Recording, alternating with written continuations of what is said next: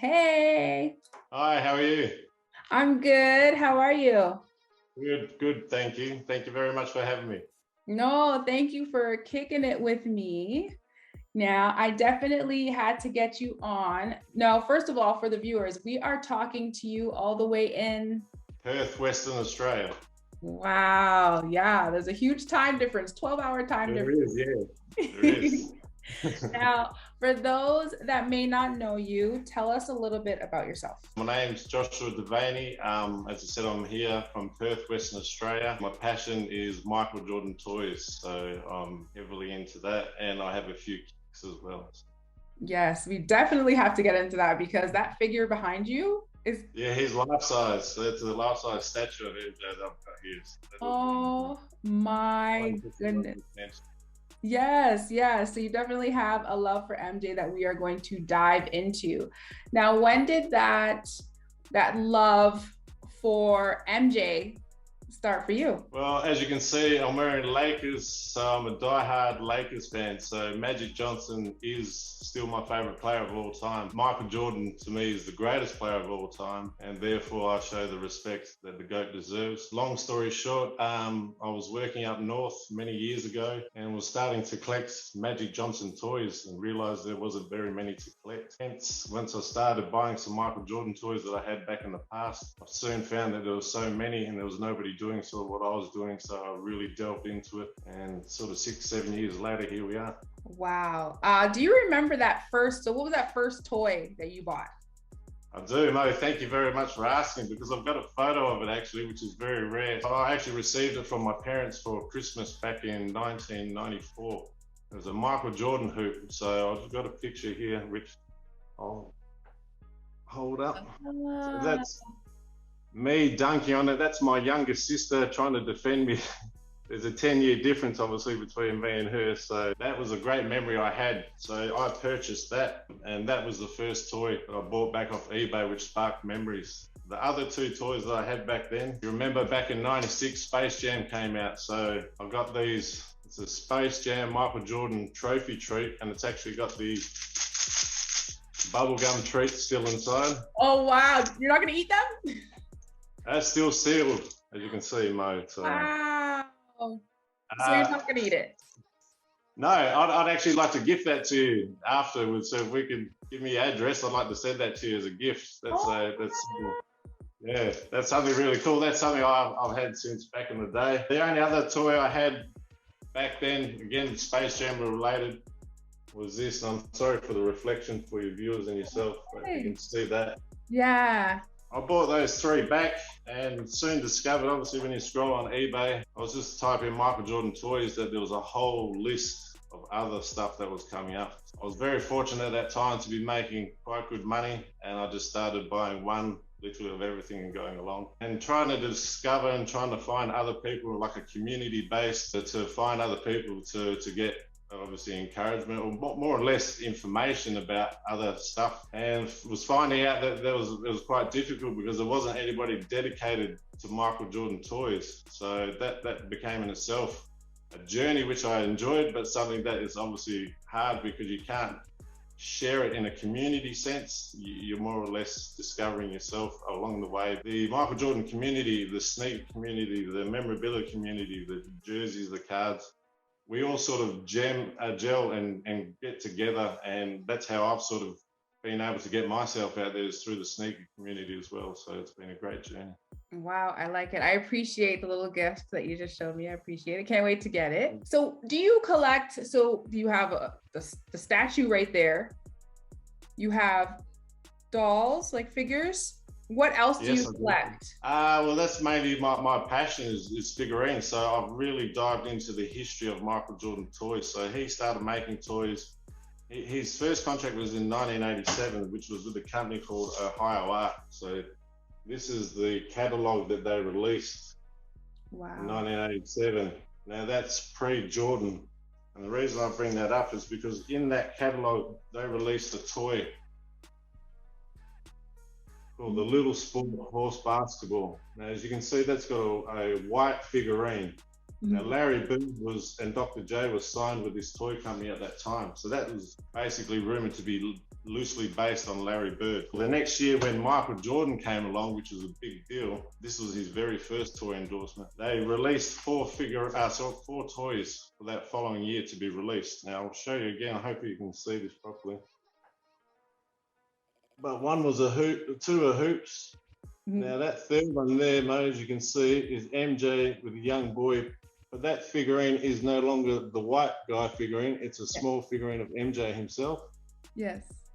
And it's called Little Sport Jordan Horse. So they've now changed it from Little Sport Horse Basketball, and they've made it personal and made about Michael Jordan. And the fourth one is Michael Jordan locker. What's very interesting is so that year when they went to release it, for whatever reason, they didn't. They kept, so this is 1988 catalogue. They kept the white guy figurine. Oh, so they went back. Can you see that? Yeah. What's my journey and what I've been lucky to discover along, I guess, eBay is I was purchasing these, which is that figurine. Oh, okay. Now these were coming in clear plastic bags. Now the ones with the white guy figurine were properly boxed. And as you can see, this is an example of one of those first toys. The box packaging is beautiful coloring. You can see MJ on the front and stuff like that. These were in clear plastic bags. So I bought about 16 just individually at different times. I was really sort of just interested to know what was going on. So I contacted my good friend in Chicago, who's a large memorabilia collector named Oscar. And I asked him, because he's been doing this for 20 plus years, I said, can you tell me any more about this as to why these are in plastic bags? He said, no. I said, well, have you ever contacted the company? Because the toy company's in Ohio. He's obviously in Chicago, not too far. He said, no, he hadn't. So I hung up the phone immediately and rang the toy company. And they were sort of very interested, apart from my accent, to find out why a guy was ringing about a toy that they hadn't probably spoken about in 30 plus years. So when I gave them all this information plus photos of me now amassing all these toys, they said they'd get back to me in a week's time with some information. Long story short, they got back to me and said, well, these toys were prototypes. These were never meant to be released. Basically, the whole idea was that, their opinion was there was a lack of popularity. So I couldn't understand sort of what they meant by that, because at that stage, Michael Jordan in 1987 was having his best career, and his shoes were his shoes were taking off anyway, but the Jordan 3s came along, as you know, and they just took it to another level. Popularity in that sense, I couldn't understand. So popularity, Mo, as we know it could be due to other things. 1987 was a different time back then, so we have to assume popularity was due to something else. Yeah. Long story short as well, I get a hold of this toy company, they tell me all this, and I ask them roughly how many were made. They said to me 48. At that stage, I had 32. So that was a huge deal that I had gotten so many after 30 plus years. And this was a fascinating story for them. Cut forward to 2019, around February, I went to America. I traveled to 10 different states from east to west, and I was actually invited to go to the toy company in Ohio. So I flew there as part of my trip, and I actually went to meet the CEO of the company and had an hour-long tour and chat, which was fantastic, and basically asked them to their face, really interested to know the story. Please tell me more. Now, obviously, the company has remained within the family since then, but has obviously changed hands and generations and stuff. So a lot of people who were even around back then, it was very hard for them to even source information, because not so many people sort of either are alive or in people have moved on. So they were very welcoming and very understanding in my quest for knowledge, and have been, as always, and supportive. Also just reaffirmed that they believed it was a popularity thing. And again, I still struggle, find it hard to believe, Mo, because this is not only his first toy that should have been released. This is pre-starting lineup, which is the range of toys that was then come along for all the individual players. So this sort of would have been, Jordan would have had his own toy first. His first toy and only toy that you can actually still use. So there's a ball that sits in his hands that fires into the hoop. Now, that's pretty cool that all these years later, this is still working like new. On top of that, Mo, this one in particular, so the shoes are red and white, as you can see. So for your sneaker viewers and those who know about sneaker history, yeah, Jordan's first shoe in the NBA was an airship. Now the first shoe he wore with the NBA was an airship. It was red and white, which is basically what this was modeled off, which is very interesting because it was the black and red that was banned. This shoe, or this toy, I should say, technically, was banned in a way, so it sort of relates. But as you can see with this toy, and this is the one that's very special because out of all the ones that I have, this one is the one that has a white chest. I'll show you the comparison. So this one has a white chest as opposed to this one, as you can see. Oh, wow. And that's actually a factory flaw. So that was done. I don't know if it was done intentionally. We'll probably never know. These were made in China back in the day. Done intentionally or not, we're not sure. But if you can see that, again, I'll show you that. As opposed to this. So this one's actually got a proper, the tick goes the correct way, as you see on a Nike shoe. So that's an airship. This was done in 1987. This one's got a backwards tick. So pre-Travis Scott, pre-Dennis Rodman, 1987, which is absolutely fascinating to think that this, done. Again, whether it was done intentionally or not, I don't know. But this is the only one I've ever seen and know that exists like that. So this is the most special one, and what I call probably the rarest Michael Jordan toy to exist today. So yes. Wow. I like how you're so into the quest of like finding why and the reason behind all of it, that maybe some people it will just go over their heads. It's an ongoing journey, and for me, people ask me what's the pinnacles to actually, if I could, to sit down with Michael Jordan and ask him what he knows. I mean, I know a lot of time has passed, but you got to remember this is his first toy, his first figurine. Michael Jordan doesn't normally forget first things. I mean, I'm sure he'd remember his first car, this to me is very special. I think that he also needs to discover that toys are really a true part of his legacy. I understand shoes because they make a lot of money, as you know, that create a culture and stuff as well. But to me, Mo, legacy starts with basically education and children, and that it carries on. So I always use that analogy. If you have children in a room between, 5 and say 10 years old, and you have a table, 2 tables, one of toys, one of shoes, where are they going to gravitate towards normally? My opinion is towards the toys. So you can introduce children through your legacy at a young age, through your toys, through education, through fun, through development, and all that sort of stuff, then into the fashion as they get older and all that. That's my opinion. I don't think Michael Jordan sort of even knows or is aware of the power of his legacy through which he's been doing since 1987. Yes, and if to say you were to meet MJ, you got one question to ask. What would you ask? What would that question be? Certainly. What do you remember about your toys? Well, this toy in particular, what do you remember?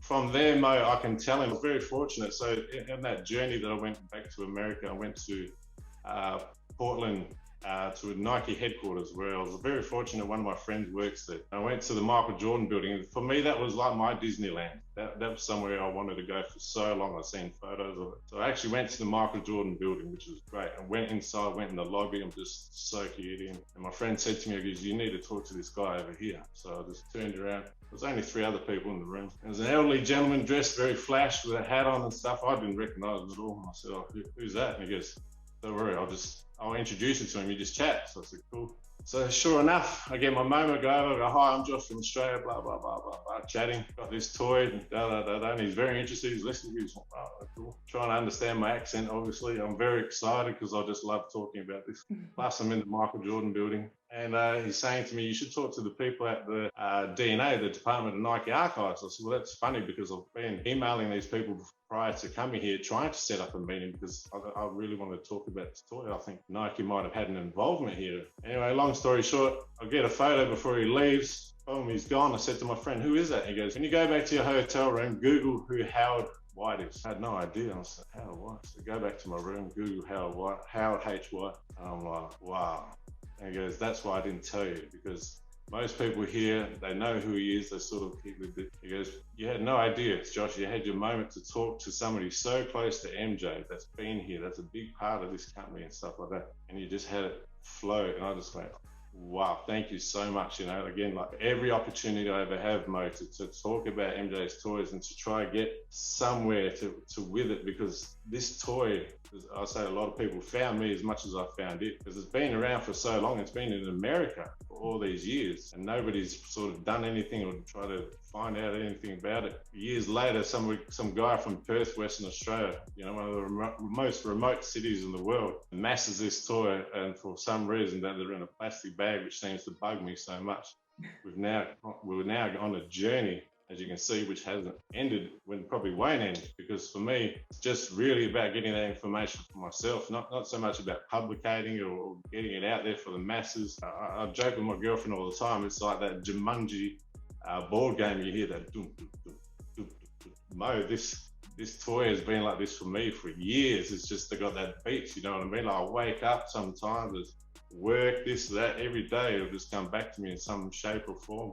Whether I hear Michael Jordan on the TV or somebody will say something, and it's forever present, you know what I mean? So to get those answers will almost just give me some peace, which is sort of what I'm after more than anything.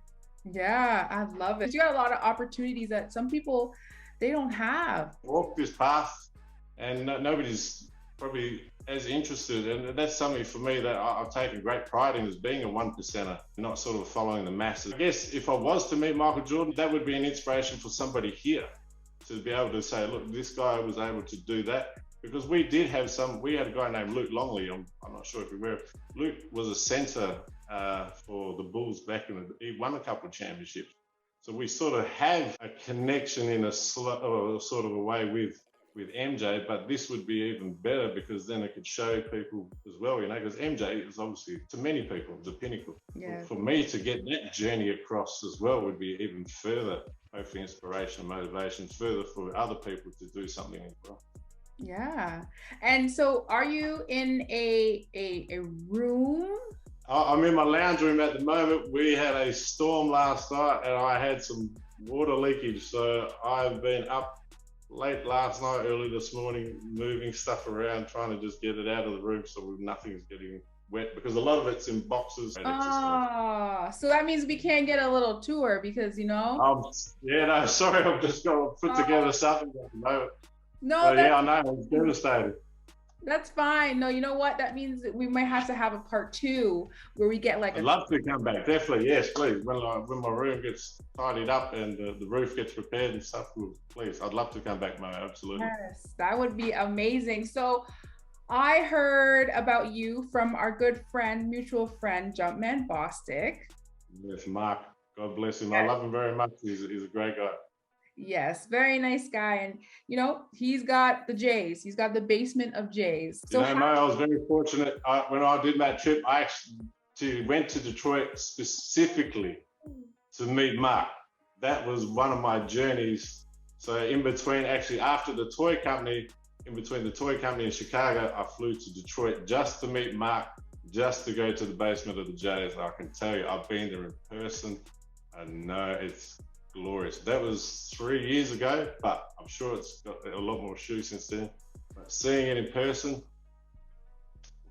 it's unbelievable. Yes, that's an experience, you know, we want to do too. I'm like, we got to do a part 2. So we might have to get a tour of your room of collections, and we also have to get a good tour of the basement of Jay's. But how did you guys meet? I guess through I guess like a lot of people I've met, I only have sort of Instagram. So Mark has always done YouTube, and as I said, I'm not a big sneaker guy, but if I wanted sneaker knowledge and to watch sneaker videos, he was always my go-to guy, still is. So that's when I got on Instagram. I reached out to him and he sort of saw my passion and what I was doing. He knew that I'm obviously different to a lot of people. That was something that we sort of struck immediately and accorded with. He's obviously an OG, but also somebody very respected from me personally, but within the community as a whole, I find, because he's not about the hype and he's been doing it pretty much since day one. Now, with that being said, are there any other collectors that you admire their collection? Yeah, so we've got one guy, the one I was mentioning in Chicago, his name Oscar Gracia. Now, Oscar's not on Instagram. Now, Oscar's the OG. He's probably close to his 60s now and been a heavy collector. He released a book in the 90s called Michael Jordan is a Guide to Memorabilia and Collecting. It's sort of like Bible for memorabilia stuff back in the day. I met him as well in Chicago when I was there. So again, another fortunate blessing to meet people through passion, through shoes. There are some that you've interviewed on here. Lars from Germany, Chris from Nightwing. I love his reviews and stuff as well. And I love what he does because the performance reviews and stuff like that. And he hasn't switched it up at all. He's kept it the same. So I really respect that. And I met Sean. So you've interviewed Sean Collard as well. I met Sean in Charlotte in the All-Star game back then around MJ's birthday too. So I've been, again, very fortunate to meet quite a few people. Yeah, you got to rub some shoulders with some OGs. Definitely. I love it. I usually ask everyone this. What is your definition of a sneakerhead? Okay, for me, it'd be quite easy because I do have friends here that are really passionate and what do you call it? To me, it's a typical sneakerhead. So that's somebody that is really 24/7 thinking about what's going to go with their shoes, the clothes, the stuff like that, what's coming up next, what's coming out next, why I haven't got this one, how do I get this one, what do I need to switch up, you know what I mean? Like, so sneakerheads, to me, somebody who's literally just got their sneakers going on fully in their head all the time, and that's their passion. Yes, sneakers 24/7. Now, with your memorabilia, how much can you say that you spent? Look, I've been on record and I've spent only a little bit more since then, most, so it's over 100,000. Wow. Australian dollars, so I don't really convert it to American, whatever, it's less obviously, but that's probably more than enough. And I still don't have everything. I do that on purpose because I always want there to be something more to attain to.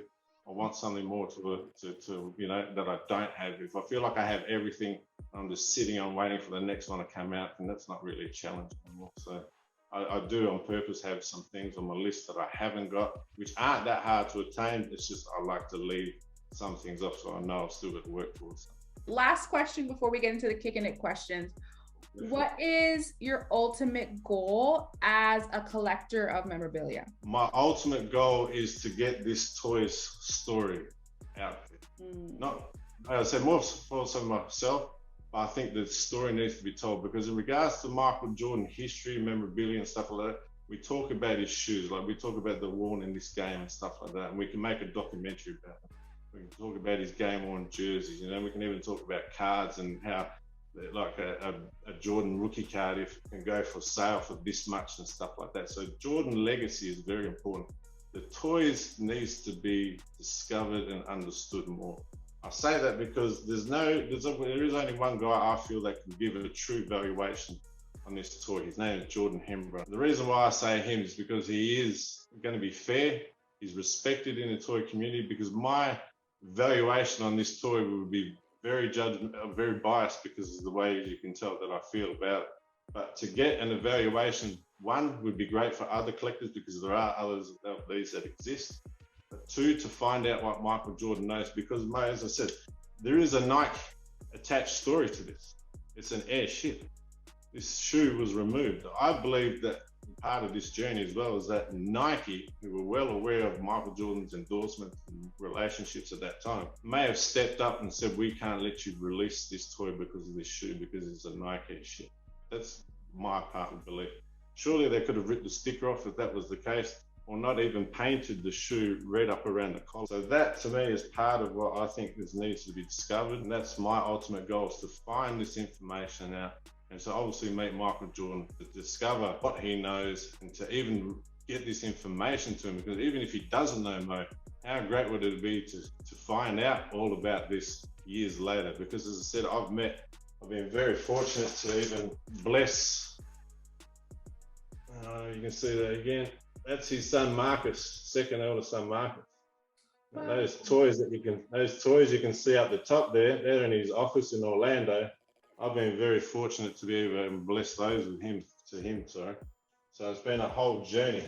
I've raised probably nearly $2,000 a couple of years ago doing toy exhibitions for children's charities. So I've been able to raise money. I was invited to the Perth Wildcats, so that's our national basketball team here. And it was for the first time ever in 30 years, a fan was invited to bring their collection down.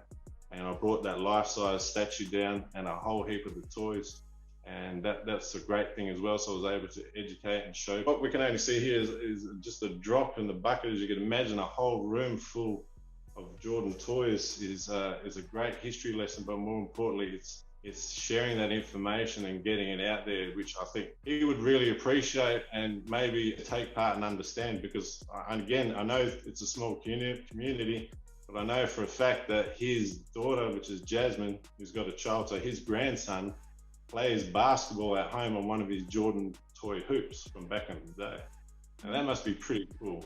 Yes. For him to see. It's been great to see how his toys can still have an effect, and more importantly, they really do add a part to his legacy and tell a story that I guess shoes can't, and other part of his memorabilia can't. I love it. I love it. You know what? Just hearing you talk about it, I can hear the passion. I can feel the passion that you have towards the history of it and finding out what you want to find out and to get it out there to the world, right? Thank you. And from Perth, West Australia, mate, it's quite a journey because we are so far, and as you're probably well aware, I don't have a huge following. It's probably 2,500 or something like that. To be able to achieve sort of what I've done, even again, talk about sneaker related, I was very fortunate to be approached and got a 12-page feature article in Sneaker Freaker magazine, issue 42. That's, again, sneaker related and something that they thought there was a great story to tell. So they actually wanted to share that journey.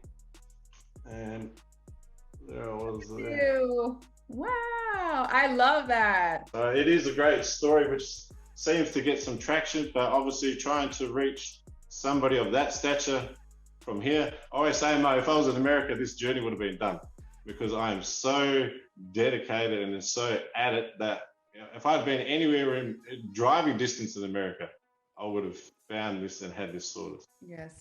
You know what? Keep going. Keep that drive alive. Thank you. You know what? If you stay consistent, you never know where it'll take you, right?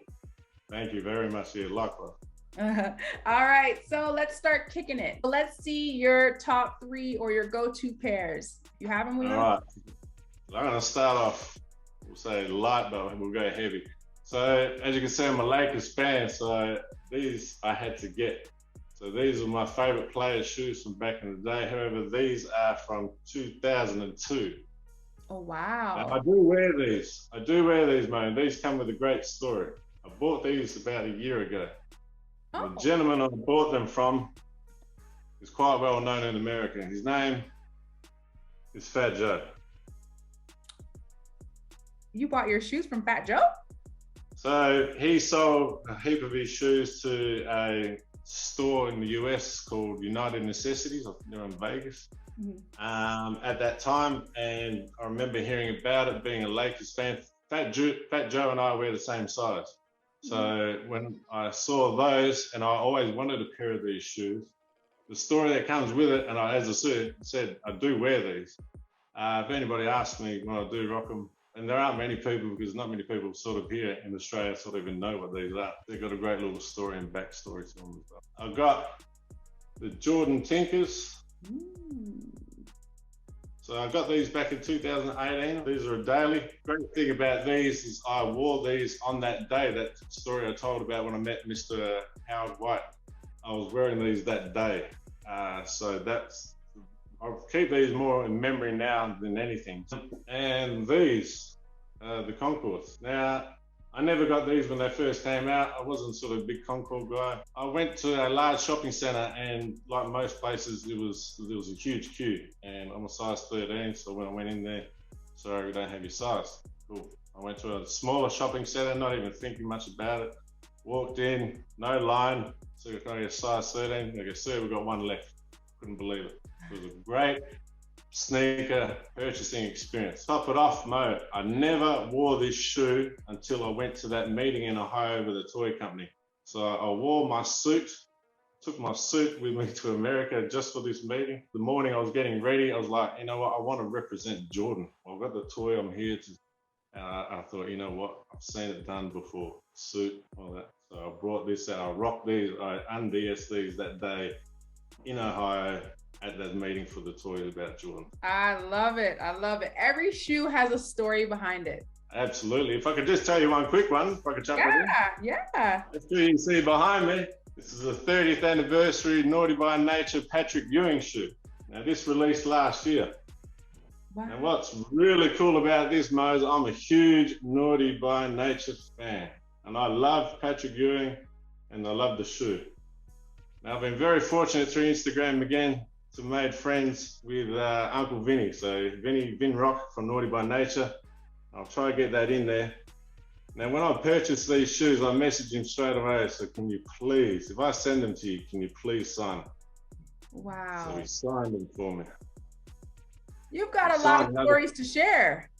Oh, definitely. He signed both pairs and he sent them back to me on his own as well. So a big shout out to Uncle Vinny. Much love and respect. He's my guy. And to get those shoes, as you can see, they sit in the cabinet. I don't wear these. These are very special to me because they're one of my first hip hop loves. The basketball connections through Ewing and that, and then to have them signed by one of the guys, these are treasures. That's amazing. Okay, so we got your top 3 with a little special one on the side. Sorry about it. What are some past releases that you wish you caught? Black 6 Infrared is what I really wanted. So that's the one I wish I would had up copped, but I missed out by only a few seconds because of my brother. Oh man. Okay. So are there any upcoming releases that you plan on going for? I've seen those Jordan 3. And I can never pronounce it. Amani is a mint. I know it's Amamanye. Thank you. I like those. I really dig those. I think that's a great storytelling shoe. And I do like just that sort of mild colorway difference and stuff like that. So that's something. I know it's already sort of been released, but we don't get shoes come out here so quick very often as well, which is another part of the story of why I'm not a sneakerhead so much, because to get everything sort of here, you're paying resale, you're buying at StockX, you're buying at eBay. Yeah, it could be a lot. Yeah, absolutely. I respect the game, but as I said, I'm very fortunate to sort of sit on the sidelines, but it's not something that it's my 24/7. Well, hopefully someone is watching this episode and they can send you a pair. Oh, or hook me up to meet Jordan. That would be really nice. Yeah, that's true. Well, there you have it. You answered the kicking it question. Now we have to do our soul or troll. So we've got some questions in here that may be about shoes or maybe about life, but we're just going to get to know you a little bit more. Let's do it. All right. Would you rather sell all of your possessions or sell one of your organs? All of my possessions. Yeah? God gave me my organs. Material possessions I accumulated myself. So that's my theory. Okay, I like that. I like that answer. Okay, should we do one more? Yeah, definitely. Yeah. Would you rather live until you are 200 and look your age, or look 22 your whole life but die at 65? I'd take the second one. I'll live to 65. I wouldn't want to live to 200. You know what I mean? Like 65 still enough of a journey to experience life, and still to look at 22 and be 65. I'll take that. Yeah, that's pretty good. I like that answer. That's it. So you answered the solar troll question. Thank you so much for having me. It's been a great experience. And again, thank you so much to Mark for connecting us, and to yourself for obviously reaching out and letting me come on here and do this as well. Yes. Now, before we sign off, is there anything that you want the viewers to know that is coming up for you?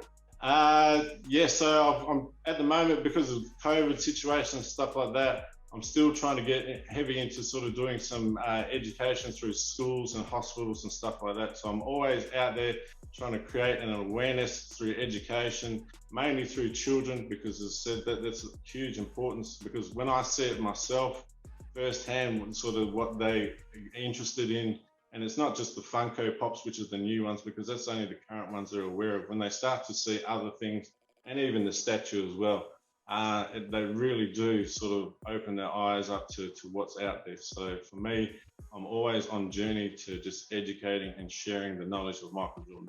All right. And we'll keep it locked on your page. Just let us know what your Instagram is. So it's MJ Toy Historian or Joshua.Devaney. All right. Thank you so much. And I guess I will kick it with you another time. Definitely. And as I said, Mo, next time we can have that room set up for everybody to come back and have a look at that wonderful, wonderful thing that I keep talking about. For sure. All right. I'll see ya. Thank you so much.